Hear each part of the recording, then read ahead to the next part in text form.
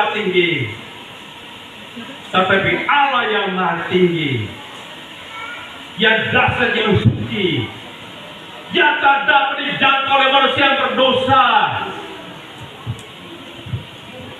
Begitu besar perhatiannya, kasihnya, sehingga dia mau datang.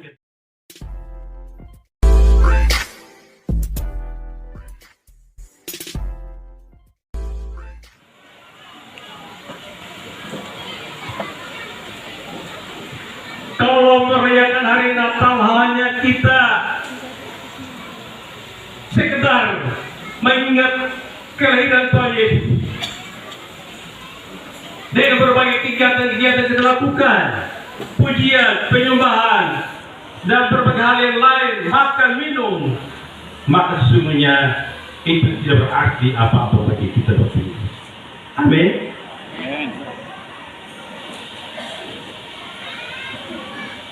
Apa artinya perayaan Natal? Natal adalah pesta rohani. Itu pemikiran dari gereja-gereja Injil. Perayaan Natal adalah mengadakan pesta rohani. Apa tujuannya?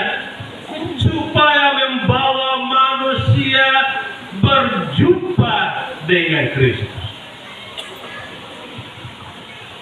Tujuan yang terutama adalah supaya membawa semua manusia berdosa, kita semua berjumpa dengan Kristus yang telah lahir itu dan mengalami kehidupan. Ada cerita Bapak Ibu di Lukas pasal 7. Ada seorang janda yang sudah tua, anaknya hanya satu orang. Itu menjadi harapan hidupnya di masa tuanya. Satu hari anak itu meninggal dan sudah putus pengharapan bagi ibu tuanya. Siapa lagi yang bisa mengurus dia di hari tuanya?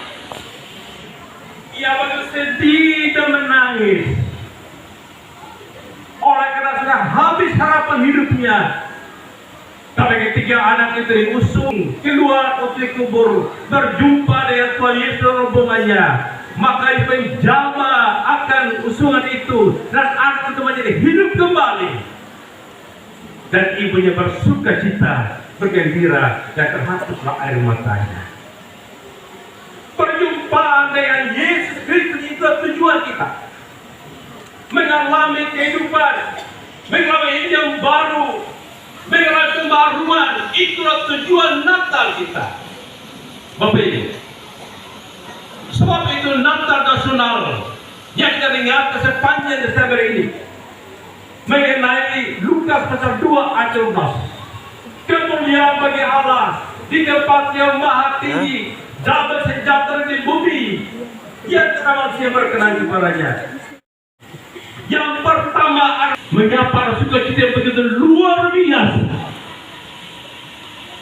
yang mendorong mereka sehingga mereka memuji, memuliakan Allah. Dia berkata, kemuliaan bagi Allah tempat yang maha tinggi.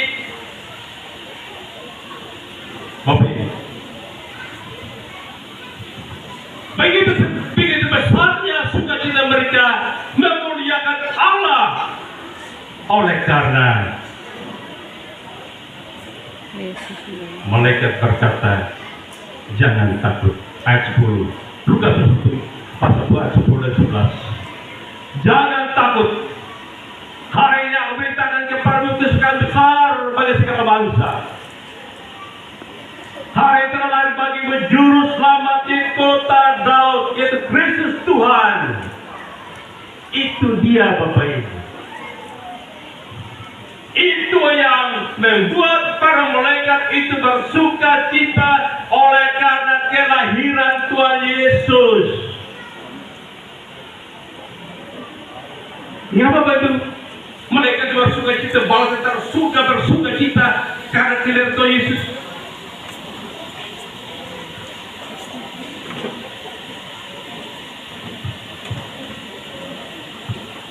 Oleh karena Allah yang maha tinggi, manusia yang maha rendah. Amin. Allah yang maha suci, yang terjangkau oleh manusia. Manusia rendah yang memiliki kemampuan menjangkau Allah yang suci yang maha tinggi. Tetapi Allah yang maha tinggi, yang dasar yang suci, yang tak dapat dijangkau oleh manusia yang berdosa. Begitu besar perhatiannya, kasihnya, sehingga dia mau datang ke dalam dunia, menyapa manusia, berjumpa dengan manusia, menjadi juru selamat bagi manusia, untuk menyelamatkan manusia. Manusia tidak mampu menjangkau dia, dia yang datang menjangkau manusia. Manusia tidak mampu datang kepada dia, dia yang datang mencari manusia untuk menyelamatkan manusia dari dosa. Begitu besarnya kasih Allah kita, itulah para malaikat memuji Allah. Kasih Allah yang ajaib, yang tak terpikirkan oleh manusia. Manusia tidak pernah pikir menjangkau Allah, Allah yang datang mencari manusia. Itulah teologi Kristen. Teologi Kristen adalah Allah yang datang mencari kita, bukan kita mencari dia. Bapak Ibu, ada jurang pemisah yang sangat jauh menjadi dekat. Itu disebut dalam bahasa orang sekolah, Allah yang transenden, yang jauh di sana, tidak bisa dijangkau manusia, terlalu jauh di sana, di nun sana. Tapi Allah kita juga Allah yang imanen, yang datang masuk ke dalam daging, inkarnasi dan hidup bersama kita. Itulah Allah Immanuel. Allah menyertai kita dan bersama kita. Siapakah Allah kita, Bapak Ibu? Allah kita adalah Allah yang jauh tapi dekat dengan kita. Siapakah Allah kita, Bapak Ibu? Allah yang peduli memperhatikan kita manusia berdosa dan mau datang kepada kita. Itulah Allah kita, Bapak Ibu. Dia mengasihi kita. Karena itu, Bapak Ibu sekalian, mengapa dia mau datang kepada kita? Karena kita memerlukan dia. Sesungguhnya siapa kita sehingga mau datang kepada kita untuk menyelamatkan kita? Karena kita manusia berdosa yang tidak mampu datang kepada dia. Dia yang datang kepada kita. Dan waktu itu dicatat Alkitab, ia datang untuk menyembuhkan penyakit kita. Yesaya 53 ayat yang ke-3, 4, dan 5. Kristus yang sengsara, yang menderita, orang melihatnya, orang berpikir bahwa dia adalah tulah dari Allah. Tetapi semuanya penyakit kita lah yang ditanggungnya. Pemberontakan kita lah dipikulnya. Ia datang untuk memikul pemberontakan kita, menanggung sengsara kita, dosa kita, dan kita disembuhkan oleh bilur-bilurnya. Itulah Yesus. Itulah yang lahir di Bethlehem, yang menjadi juru selamat bagi manusia berdosa. Bapak Ibu, inilah berita kesukaan begitu. Sebab itulah makna aman di dalam 2 Raja-Raja 5 ayat 17 mengatakan, sekarang aku tahu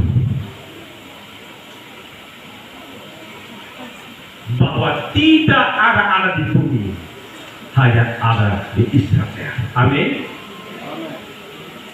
Di bumi tidak ada Allah, hanya ada di Israel. Allah yang menyembuhkan penyakit kita, Allah yang menyelamatkan kita semuanya terdapat dalam dosa. Dia datang menyelamatkan kita. Di bumi tidak ada menyembuhkan, hanya di dalam Allah Israel.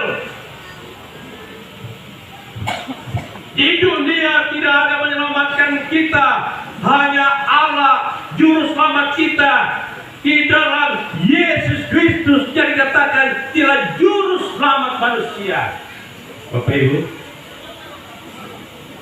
apa Bapak Ibu sudah tahu? Kalau Naaman berkata, sekarang aku tahu. Apakah baru tahu? Sudah lama tahu. Tapi Naaman berkata, sekarang aku tahu bahwa tidak ada alat di bumi yang menyembuhkan manusia, hanya Allah Israel. Tidak ada alat di bumi yang menyelamatkan manusia, hanya Yesus. Di bawah kolong langit ini tidak ada nama lain yang diberikan menyelamatkan manusia, hanya Yesus Kristus. Apakah Bapak Ibu sudah tahu?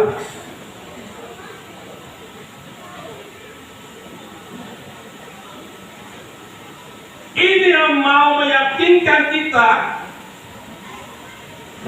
jangan cari yang lain di bumi. Di bumi tidak ada Allah seperti Allah kita. Jangan cari juru selamat yang lain, karena juru selamat di bumi tidak ada, hanya ada di dalam Tuhan Yesus saja. Hak pemuda-pemudi yang cara yang tidak seiman, karena itu penyakit yang akan membunuh dirimu. Amin. Karena yang menyembuhkan, yang menyelamatkan hanya Allah di dalam nama Yesus Kristus yang terlahir itu. Ini yang mau meneguhkan kita,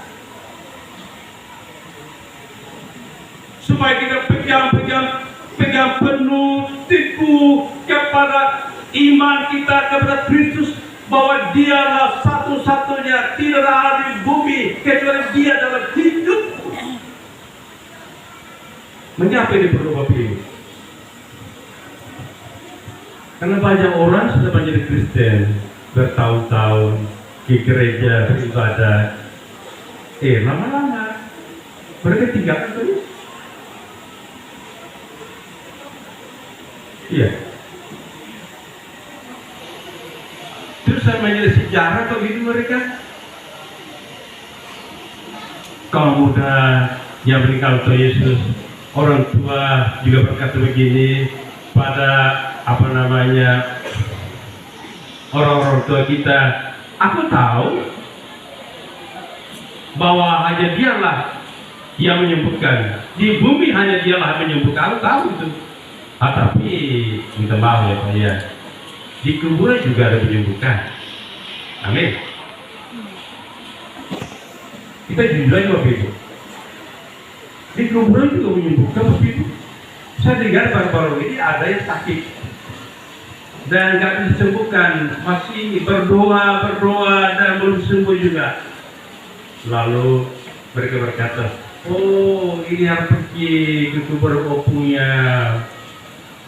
Itu opung bisa diopung mungkin karena kubur opung nggak dibersihkan, makanya sakit. Coba ke sana bersih kubur opung, pasti sembuh.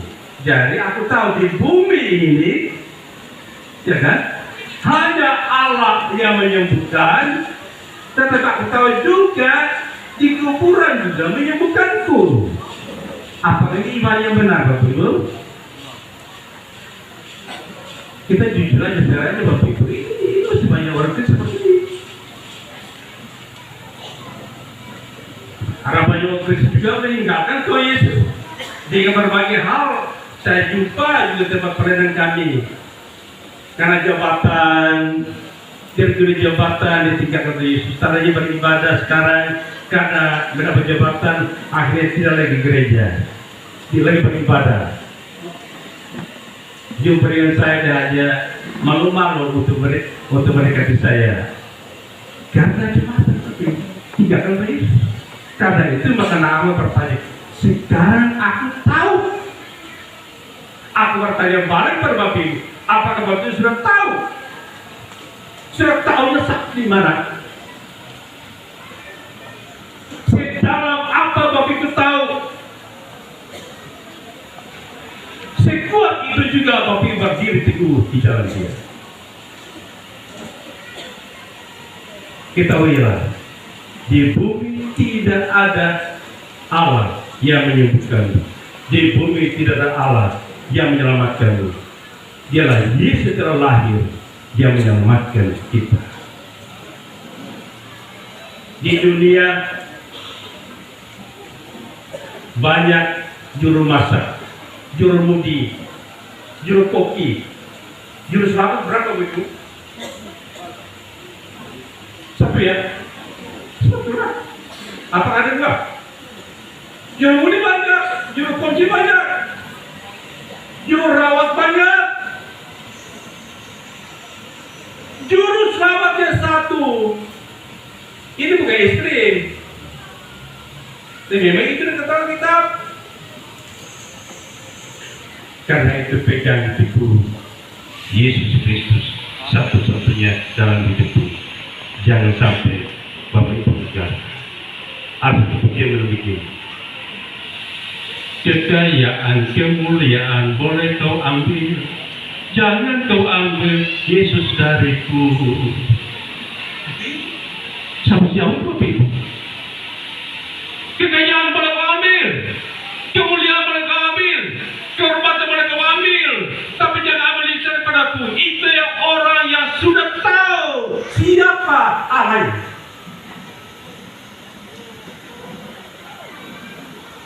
Hari ini saya mau menunjukkan Bapak Ibu bahwa harus kita tahu siapa Dia dalam hidupmu. Kau pikir yang kedua ialah damai sejahtera di bumi. Bapak Ibu, para tentara surga bersuka cita oleh karena kelahiran Tuhan Yesus. Ada damai sejahtera di bumi. Apakah Yesus belum lahir? Ada damai sejahtera. Dan Yesus lahir baru damai sejahtera. Dengan kelahiran Tuhan Yesus ke dalam dunia ini, kedatangan ke dalam dunia ini, maka ada damai sejahtera di bumi. Bumi ini kacau. Bumi penuh kejahatan. Relasi manusia dengan Allah telah rusak. Relasi manusia sesamanya telah rusak, hancur. Relasi manusia dengan dirinya sendiri juga tidak bersahabat. Kekacauan, kehancuran terjadi dalam hidup manusia. Tidak ada harapan bagi manusia.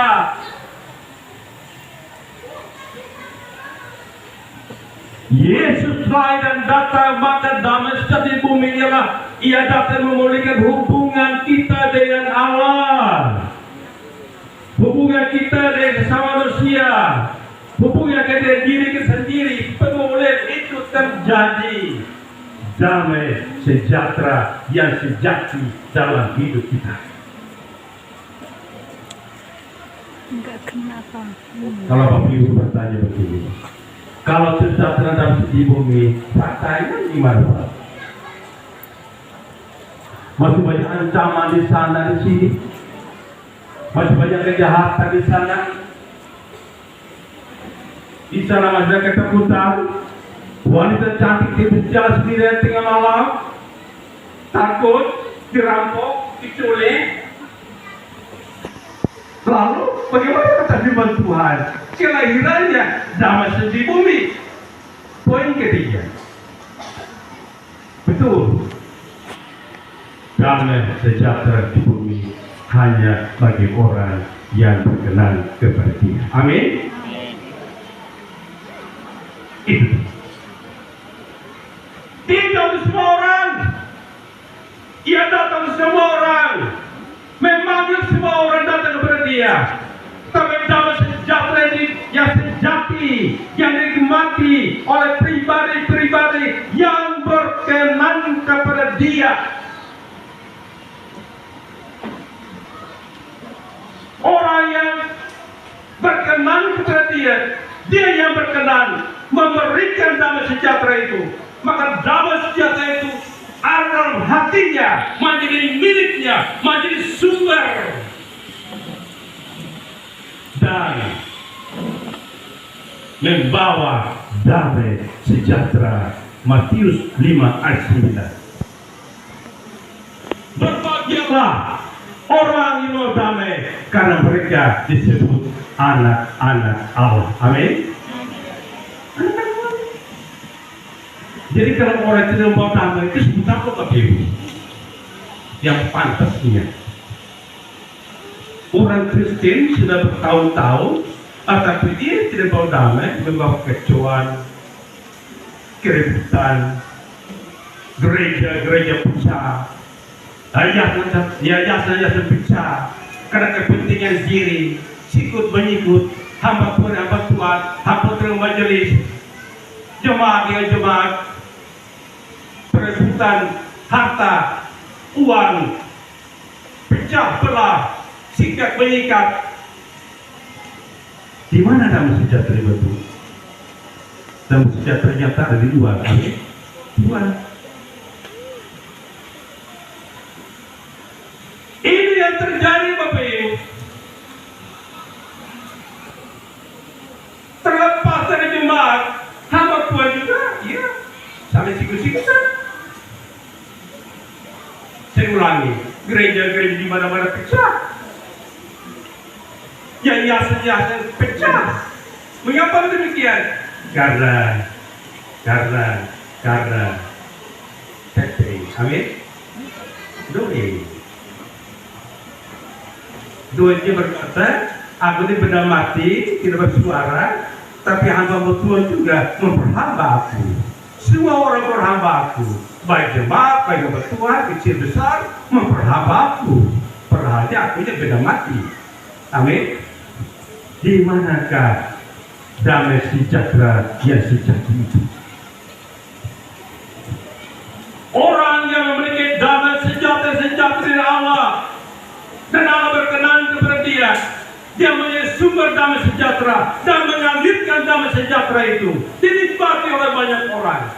Dia membawa damai sejahtera itu karena semua orang, dan semua orang mengalami damai sejahtera itu. Itulah orang-orang yang berkenan kepada Allah. Dalam terjemahan baru ayat itu ialah orang yang menyukakan hati.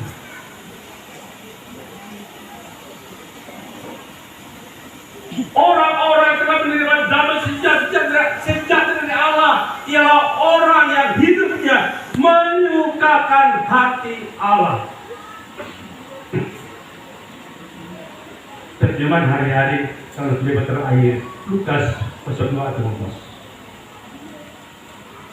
Apakah semua orang Kristen dalam hidupnya segala sesuatu dilakukan selalu memikirkan apakah ini menyukakan hati Tuhan atau tidak? Menyukakan hati Tuhan atau menyukakan hatiku? Hatiku atau hati Tuhan? Hati dia atau hati Tuhan? Hatiku atau hati dia? Bapak Ibu, apakah pernah kita pikirkan yang kulakukan ini, yang kuperbuat ini, yang sudah kupikirkan matang-matang bahwa benar-benar ini menyukakan hati Tuhan? Kalau seseorang dalam hidupnya, dalam karyanya, dalam sebuah aktivitasnya selalu apa yang dilakukan, selalu memikirkan dengan matang bahwa aku harus melakukan segala sesuatu yang berhubungan, yang sesuai, yang menyenangkan, yang menyukakan hati Tuhan, itu ciri-ciri orang-orang yang berkenan kepada Tuhan.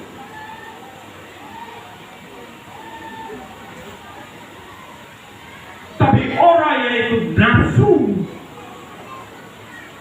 asal aku senang, asal aku mau, asal aku suka, orang lain terserah. Ini dilakukan apakah menerima damai sejahtera atau hanya mencicipi damai sejahtera. Tapi kemuliaan bagi Allah tempat yang maha tinggi, damai di bumi, di antara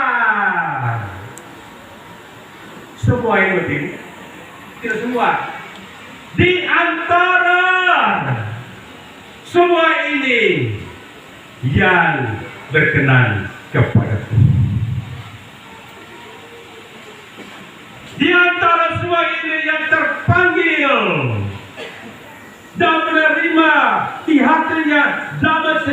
padaku.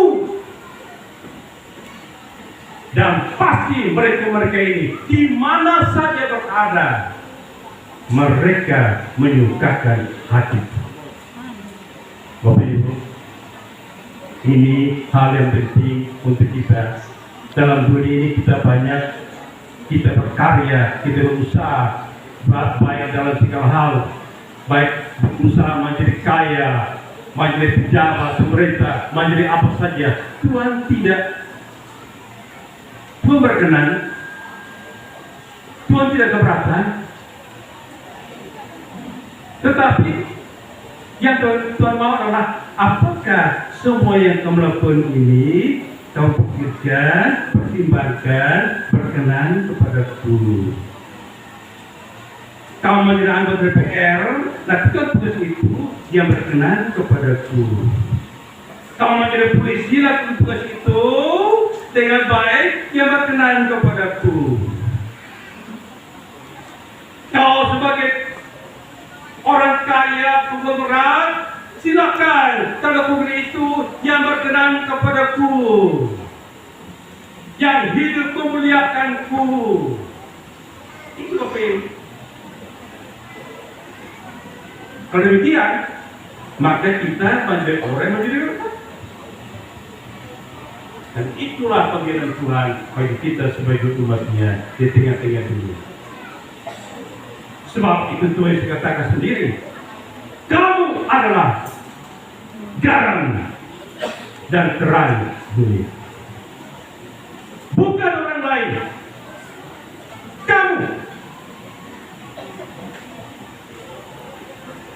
Kamu adalah garam yang mengawetkan yang busuk di pemerintahan. Kamu adalah garam yang mengawetkan yang rusak di tempat kerjamu. Kamu menjadi terang yang menjadi contoh, yang dilihat sehingga Bapa dimuliakan. Itu panggilan itu. Jangan berkata, oh gerakku itu dia, kamu, gerakku. Yesus berkata, kamu. Kita semua ya Allah, umat Tuhan, milik Tuhan, terpanggil. Tapi ketika dunia gelap ini menjadi garam dan menjadi terang, membawa damai sejahtera bagi dunia, bagi warga sekitar kita, sesama kita, di mana saja berada. Damai sejahtera itu terus mengalir dinikmati oleh setiap orang yang sebelah kiri kanan kita, muka belakang kita. Itulah panggilan kita sebagai orang-orang Kristen. Sekalian, saya mau bertanya, apakah sudah tahu?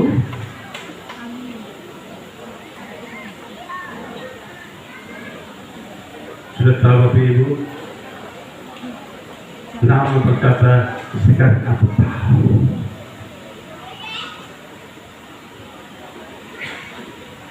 Mari kita berkata juga, sekarang aku tahu dan sudah tahu. Tapi sekarang saya mau memperbaiki diri dari apa yang telah saya tahu untuk menjadi lebih baik lagi. Karena itu Natal adalah ada perubahan hidup. Natal adalah ada komitmen baru yang kita ambil untuk dilakukan ke depan di tahun 2024 ini. Bapak Ibu, mengikuti Natal sepanjang Desember, apakah sudah ada perubahan baru, ada komitmen baru kita pegang? Inilah komitmenku yang aku masuki tahun 2024. Atau hanya dengar di kuping sebelah, sebelah, dan kosong, tidak dapat. Kalau begitu hidup kita hampa, kosong, dan berat, itu seperti ini. Sebab sekalian, Natal tahun ini di Benteng, Kabupaten Benteng, berbicara pada kita. Semua umat Kristen yang ada di sini, sekarang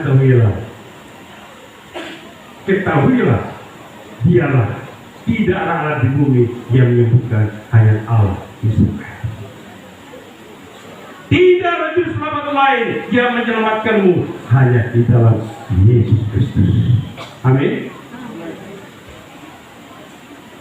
Semua yang menerima damai sejahtera pasti mengalirkan damai sejahtera karena mereka disebut anak-anak Allah.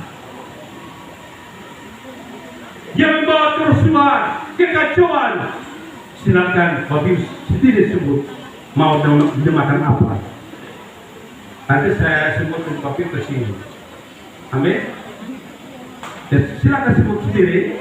Kalau orang yang singgung kekacauan, keributan, pertengkaran, keributan, masalah persoalan, apa yang harus disebut Bapak Ibu? Bapak sebut sendiri. Karena ayat itu mengatakan berbahagialah berbawa damai karena mereka disebut anak-anak Allah. Anak-anak Allah pasti membawa damai. Tidak usah terlalu panjang-panjang bicara soal damai sejahtera. Anak Tuhan pasti membawa damai sejahtera. Kita berdoa.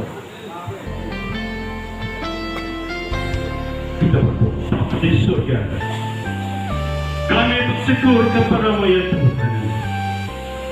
Oleh karena Bapa mengasihi kami, mencintai kami manusia berdosa ini, sehingga mau datang ke dalam dunia, menjumpai dengan kami, menyelamatkan kami, dan menjadikan kami anak-anak-Mu, supaya kami membawa damai sejahtera bagi dunia.